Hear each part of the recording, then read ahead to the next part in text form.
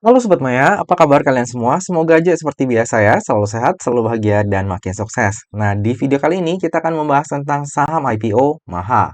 Nah, jadi PT Mandiri Herindo Adi Perkasa atau Maha ini didirikan pada tahun 1994 dan bergerak di bidang jasa pengangkutan batu bara di beberapa provinsi seperti Kalimantan Utara, Kalimantan Timur, dan Kalimantan Tengah. Lalu ada juga workshop dan gudang sentral di Balikpapan sebagai penunjang operasionalnya. Nah, ini adalah kendaraan yang dimiliki oleh Maha. Untuk jumlahnya bisa Sobat Maya lihat di sini. Nah, ini jadi Maha ini beneran dia tuh fokusnya pada jasa pengangkutan batu bara ya Sobat Maya. Kalau untuk alur kerjanya bisa Sobat Maya lihat di sini. Untuk saat ini Maha udah beroperasi di 3 provinsi ya yang udah kita bahas di depan tadi. Dan dari ketiga provinsi tersebut, Maha ini memiliki 5 lokasi kerja dengan total 7 proyek pengangkutan batu bara. Nah, good news-nya untuk Maha ini adalah, walaupun saat ini masih bergerak di jasa pengangkutan batu bara, tapi ada potensi nih untuk Maha di masa mendatang itu mulai mengangkut nikel juga. Dan kita tahu sendiri ya Sobat Maya, untuk jasa pengangkutan nikel itu akan terus bertumbuh ya di masa mendatang. Jadi ini adalah salah satu prospek masa depan bagi Maha. Nah, untuk pelanggan dari Maha ini, Sobat Maya bisa lihat di sini ya. Nah, Maha ini memiliki 6 pelanggan tetap ya Sobat Maya untuk saat ini, yaitu ada PT Indonesia Pratama atau dari Bayan Group, lalu ada juga PT Kideko Jaya Agung dari Indika Group, lalu ada Mandiri Inti Perkasa, ini Mandiri Coal ya, MCOL, dan juga ada Multi Tambang Jaya Utama dari Indika Group, Pama Persada Nusantara, dan juga Sims Jaya Kaltim. Nah, kalau misalnya kita urutkan dari pelanggan terbesarnya, maka yang memberikan kontribusi terbesar itu adalah PT Indonesia Pratama dari Bayan Group ya. Lalu ini Mandiri Inti Perkasa dari MCOL dan juga Kideko Jaya Agung. Nah, untuk MCOL ini nanti ada keterkaitannya nih ataupun afiliasi dengan Maha ini. Kita bahas belakangan. Nah, lalu dalam prospektus, Maha ini juga udah mencantumkan nih Sobat Maya bahwa Maha ini berhasil memperpanjang kontrak kerjasama dengan PT Indonesia Pratama hingga tahun 2027.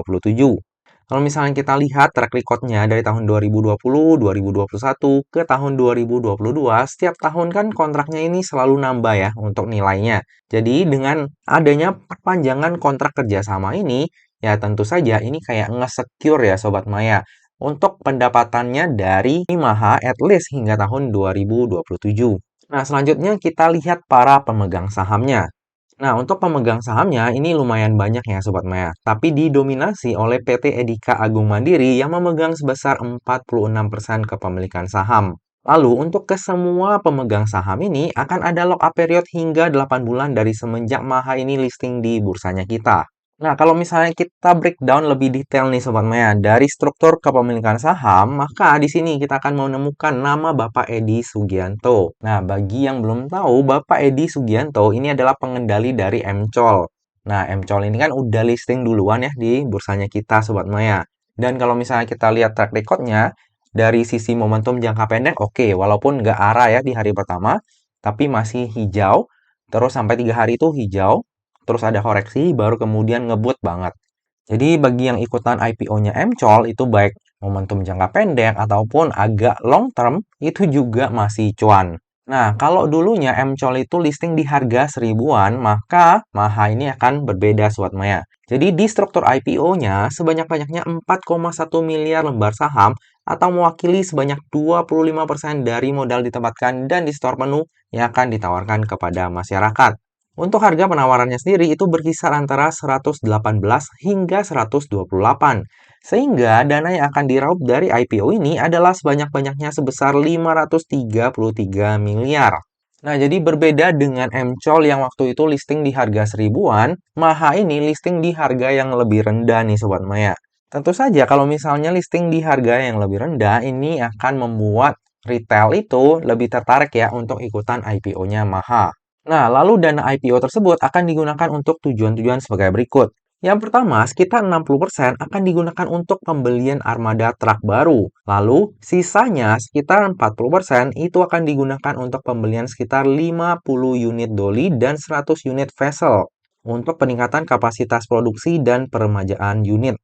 Nah, untuk tujuan penggunaan dana IPO-nya ini bagus banget ya Sobat Maya. 100% dipergunakan untuk CAPEX.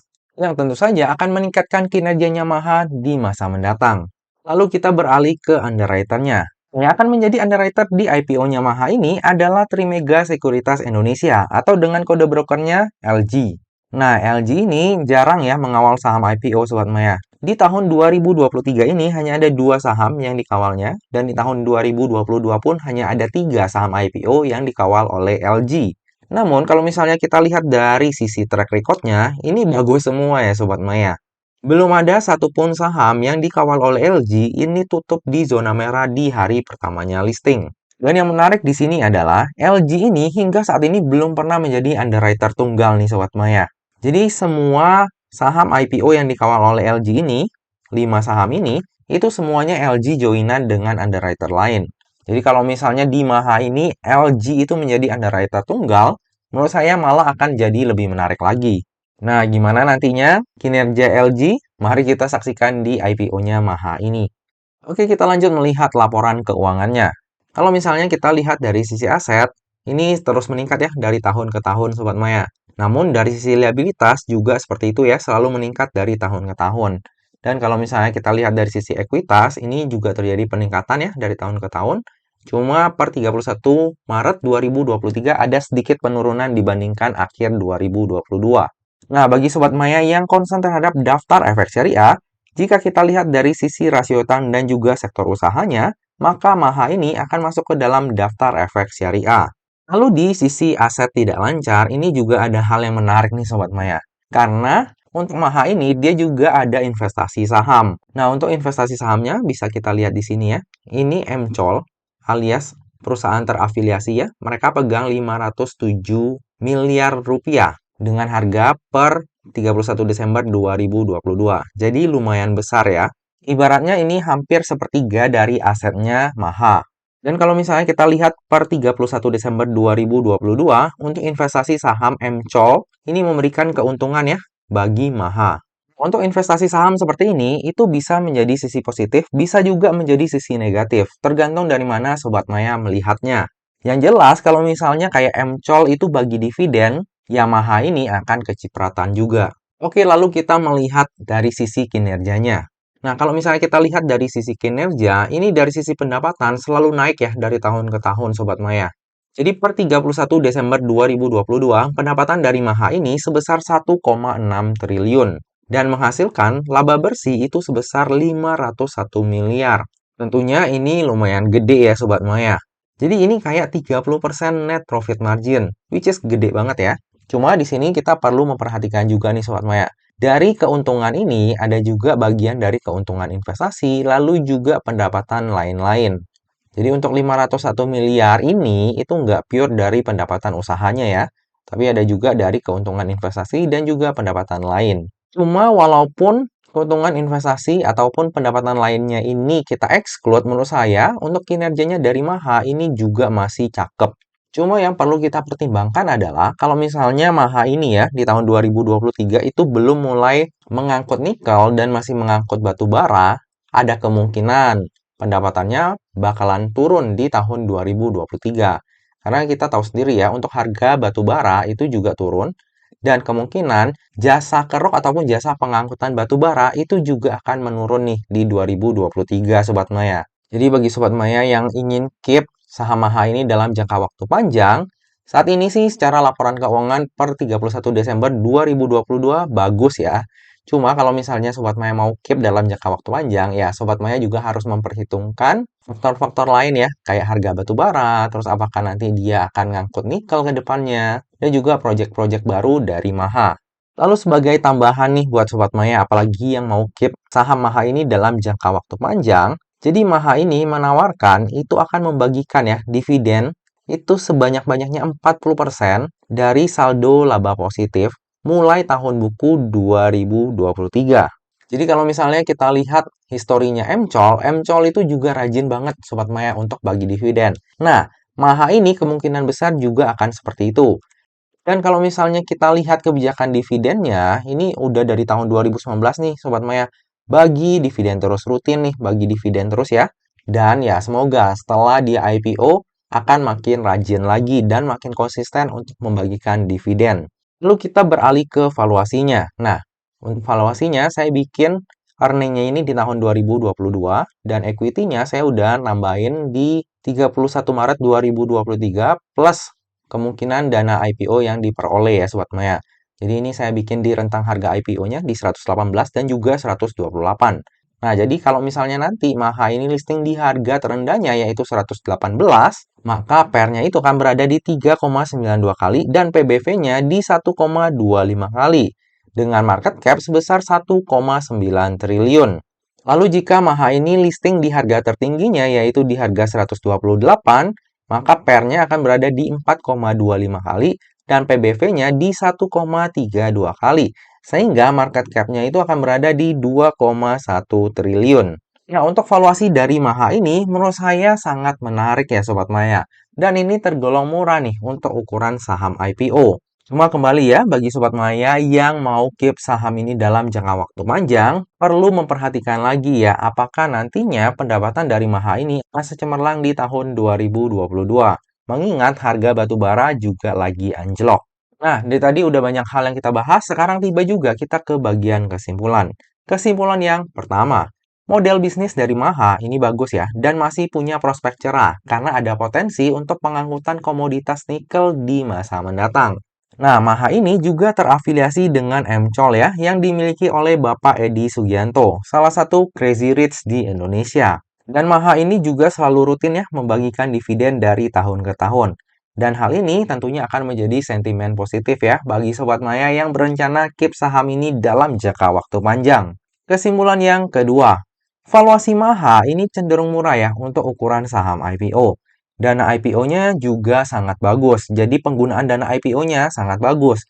Keseluruhan dananya dipakai untuk CAPEX, yang tentu saja akan meningkatkan kinerjanya Maha di masa mendatang. Kesimpulan yang ketiga, dari sisi underwriter, sampai dengan video ini dibuat, hanya LG yang akan menjadi underwriter di IPO-nya Maha. Secara track record, LG ini bagus ya dalam mengawal saham IPO. Semua saham IPO yang dikawalnya belum ada yang tutup di zona merah di hari pertamanya listing.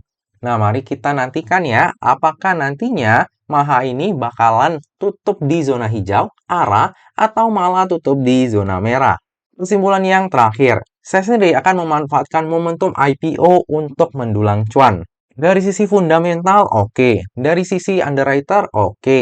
Dari sisi valuasi juga oke. Dan orang yang dibaliknya adalah salah satu Crazy Rich di Indonesia. Saya rasa nggak ada alasan ya untuk nggak order saham IPO Maha ini. Cuma yang perlu diperhatikan adalah untuk target perolehan dana IPO-nya ini kan lumayan ya Sobat Maya, dari 400 hingga 500 miliar. Jadi kalau misalnya nanti ada IPO yang berbarengan, ya ada kemungkinan nih dananya terpecah dan penjatahan di Maha dapatnya lumayan. Cuma kalau untuk Maha ini, strategi saya ya kalau misalnya pun saya dapat ya nanti ya, dan ternyata dia turun di hari pertamanya listing, saya tuh ya kemungkinannya antara dua. Antara cut loss atau mungkin saya tunggu di bawah untuk tambah posisi. Karena kalau kita lihat dari sisi saat ini, ya itu masih oke lah untuk Maha ini. Dan kayaknya nggak sering ya perusahaan bagus yang IPO di valuasi murah dan kemungkinan bakalan sering bagi dividen di masa mendatang. Tapi seperti biasa nih Sobat Maya, yang namanya saham, terlebih saham IPO, itu nggak pernah luput ya dari yang namanya resiko.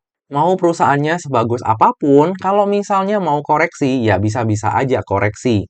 Jadi pastikan bagi Sobat Maya yang mau melakukan order saham IPO Maha, ini Sobat Maya tetap memperhitungkan ya resiko yang siap untuk Sobat Maya tanggung. Lebih lengkapnya tentang pemesanan saya akan saya share di tab community ataupun IG saya pada saat masa offering nanti.